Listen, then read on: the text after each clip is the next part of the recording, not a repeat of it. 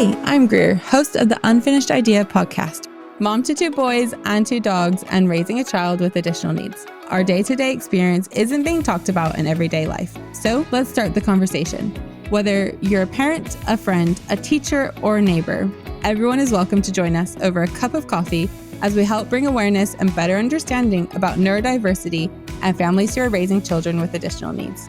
We're here to share the joys, the struggles, and the differences, as well as learn and grow and feel seen and heard by how we interact with each other and the world.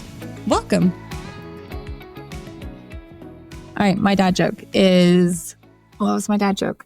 Oh, okay. Did you know that you were born with 4 kidneys, but over time, 2 of them grew into adult needs? You find that funny every time. I tell it all the time. I've told this to you about 10 times. So, great dad joke. Do you have a dad joke?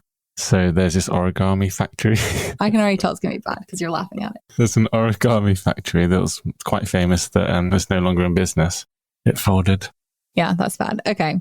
I don't even know if that's just bad. Anyways, there's some dad jokes for you. But today's episode is a little special and a little different because it's after Christmas. It's Boxing Day here in England, which I still don't know what Boxing Day is. I've heard lots of things. So maybe people can Google and let us know in the comments. But it's Boxing Day. People have eaten.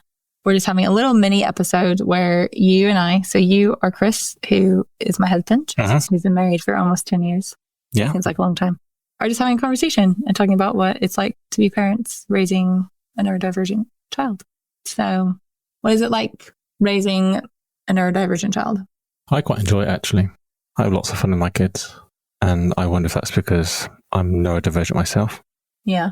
Well, I mean, you do have a lot of fun with the boys, but you also, there are times where you have struggled. Mm-hmm. So I don't want to be all rose-colored glasses of like, it's always fun, because there are times. I think that's where, parenting is sometimes, a 2-person job. And, I always say that like we tag team. So yeah, not everyone is in that position where like, there are, I was reading a statistic actually, which I know I'm going to butcher this, but it was actually saying how there are more single parent neurodivergent, single parents parenting neurodivergent children than there are families or couples, which I thought was really interesting and just really, I don't know if shocking is the right word, but just, I thought that was, because I can't imagine single parenting in general, like just point blank, but then also single parenting neurodivergent children as well, because that's a whole different level of.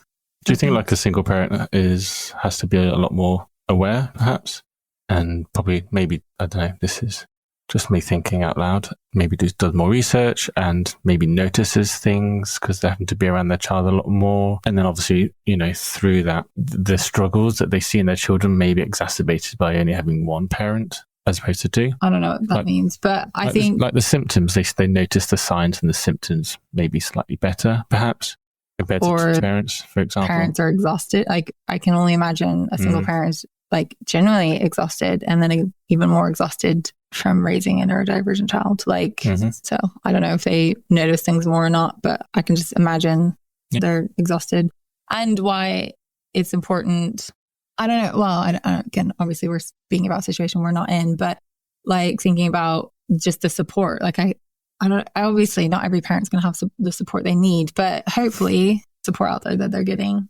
And everyone's support looks different. So, we don't have sort of like our parents aren't local. So we've lost that sort of support, whereas some single parents may have parents or grandparents that are local and that can help out. And so, everyone's, parenting and relationships are different with their children, and the level of support is obviously different. So, it's certainly, I think the way we parent is like I say, we tag team. So you look after the kids, one afternoon or in the morning, and then I'll take it, we'll take it in turns, or, we can part switch of that out. Is also like just trying to then just do general life. So like, it's not like, if you're watching the kids in the morning, I'm, sometimes I have a bit of a lie-in or I'm watching, but it's like, today, the day we record this, like you took the boys to school and then you took the boys to school and then you had our youngest for the morning, and it meant that I was filling out forms and wrapping gifts and calling a bunch of people. So it wasn't like it's not like we're just sitting doing nothing.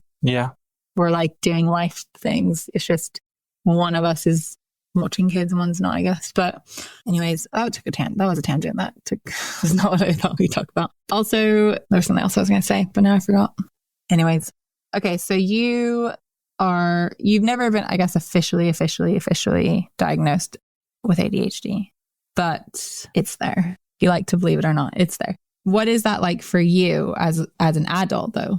So not even like as a parent and adult, not necessarily like parenting someone who has ADHD though. Yeah, I think there's sort of two levels. There's one for me, and then there's one for my relationship with you, and then there's one for like how I act in relationship to my children as well. So, but again, everyone can obviously act differently in different situations. So just on a kind of a me level, like over the years, especially in my 20s, it was kind of finding that structure and routine, and it was quite a rigid structure and a rigid routine because I didn't have a very structured upbringing, and so what I lacked, I then made up for in my 20s. And so I had to learn things for myself and teach things for myself. And so that rigid structure has, in a sense, helped me to survive.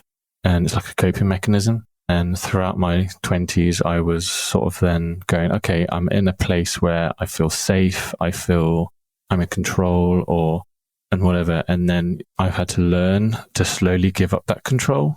And I sometimes describe it like a pendulum. I will do one thing, and then all of a sudden when I'm in that kind of, when I feel confident and everything else, then I swing sometimes to the other pendulum. And that is a way for me to challenge myself, to get out of my comfort zone. But for some people, they may never ever get to that place of safety, or they never get that sense of control because their life may just, for whatever reason, just always be chaotic and stressful or just very traumatic. So for me now as an adult in my 30s, I feel like, and, now being married and have children, I've been able to sort of let go of that control little by little. It's a slow progress, still kind of getting there. And same with my children. So my children, how I parent them is I try to give them structure and boundaries, and then little by little, just like give them choices and give them control in a safe way. But at the same time, allow them to take risks also. And I feel like that's been really good for our children, and they've really thrived on that sort of structure, and that free play didn't suit them. And so, that's kind of, yeah. Yeah. You are very big on structure and routine. Yeah. Which, I mean, it doesn't work, I would say, but I agree, like structure and knowing, I think, we do a lot of the visual timetable or going through the day. We normally start with like, what's the plan for the day?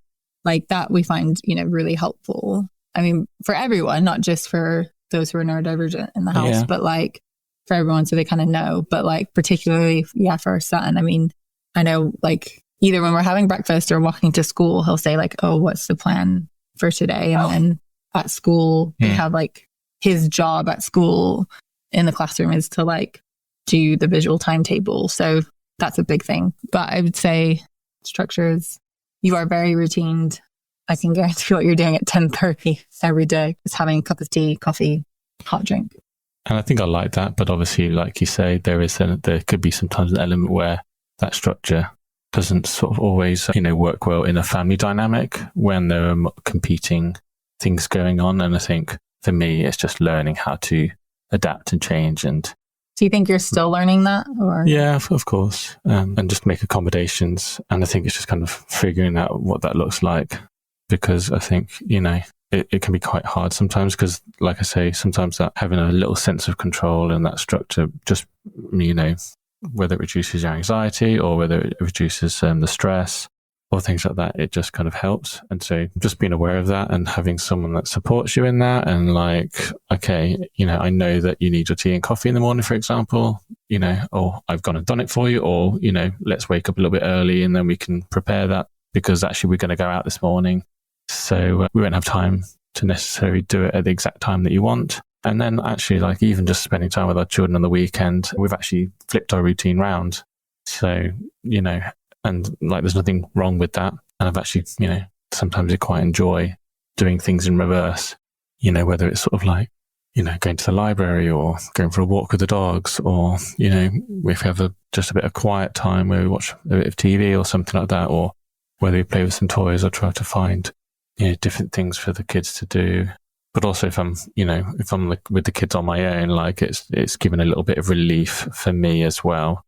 So then I can, do jobs or just have a bit of a break, from sort of looking after the children. Because, if you're looking after the kids for, 12 hours, basically, it can be quite a long day and it can be quite lonely and it can be quite boring sometimes. And I think, it's okay to sort of admit like, the struggles in the day. I think that's what, like, I was thinking about this. I don't know, I was talking to someone else and yeah, that like idea, it's lonely and boring because one, like, it's a book. Like one is lonely because going out is overwhelming or overstimulating or it's not possible for whatever reason, but also boring because like you say, you may not be having those kind of adult stimulating conversations, which I would normally get at work or with friends or with you or even going out and seeing new things you're getting. And so like that idea that like you're watching the same Bluey episode for the 10th time, or I think we try and vary movies more, but I do like to read a new book every day, or where we get that from the library, or like you say, watch a different film kid's book. It's not necessarily like you're not reading them like an adult book, but like it's just that it can be boring sometimes because you're not getting the stimulation you need because you recognize that whatever like your child needs, like obviously their needs are before you. So yeah, I think that's like important to kind of note as well. Like, we find parenting sometimes boring. And one thing I think that's helped me is when I got those AirPods, and actually one of the nice things is the noise cancelling. So it just gets rid of a lot of that background humming noise that I didn't even know existed really. So when I first got them, it was just, these are just headphones because my other ones, my wired ones, just kept on breaking every couple of weeks. And so I thought, okay, I'll invest a little bit of money into this and see and I've had them like 3 years now. And so actually it has been a very good investment, but the noise cancelling feature is great. And sometimes it can, when you're trying to talk to me and I've got them in, you can't always hear me, but you can then switch them to transparency mode. So it makes it almost like hearing aids where people's voices are amplified.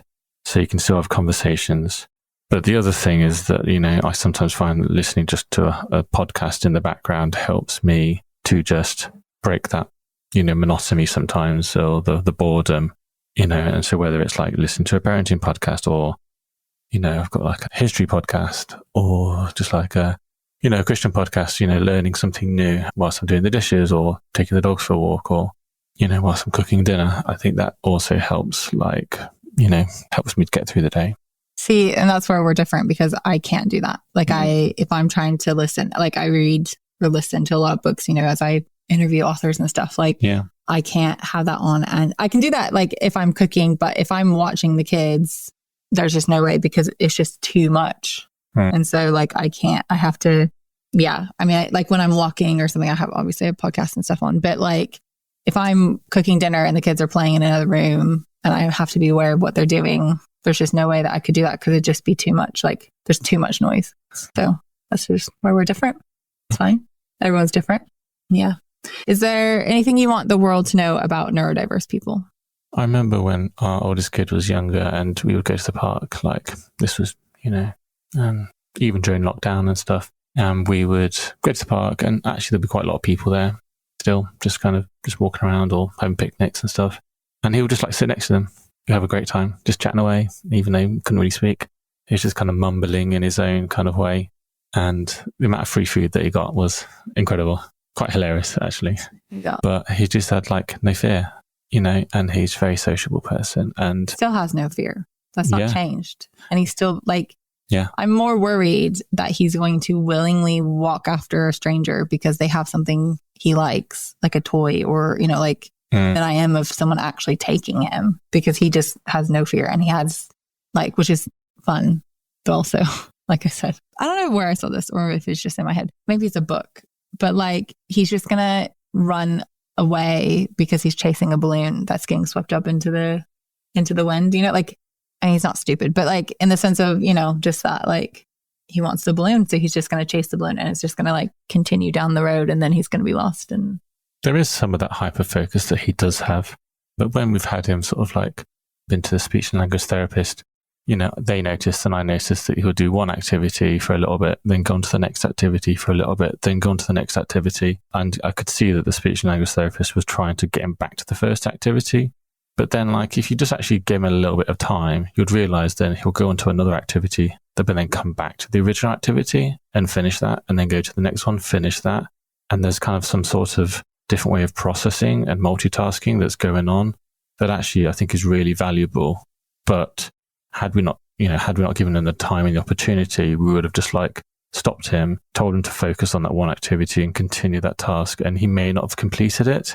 And, I try to encourage that with him. Like, so if he's doing an activity, we can go on to a new toy and maybe another toy. And there's, sometimes an emphasis to go, just play with one toy at a time. And if you want to, play with another toy, then you have to clean up. But actually, I've tried to go on, actually, what happens if we don't clean up and we play with a second or a third toy? And then I noticed that, like, he'll come back to the first toy and then even start to integrate the toys together in a way which, may not have happened originally. So that's quite inspiring to see. He uses his imagination. And sometimes, I'm not a part of that. And then other times he'll invite me into that space. So I try not to force myself into his space. But, certainly he'll go, "Oh, Dad, let's play with this." And I'll be like, "Okay, let's go and let's sit down or let's do it." But yeah, and having another, sibling to do that with can be, quite good because they can play together. But it also has its challenges of them sharing and trying to, do the same task together, because I know that sometimes they want to do different things. Yeah, that's true. Well, Chris, it was fun talking to you. And I know you could sit here for 20 more hours and chat away, but we don't have that time. We have to go pick up children. So thanks for joining us. All right. Thank you very much. See you soon. Bye. Are you going to go do the dishes? Mm-hmm. Okay. Bye.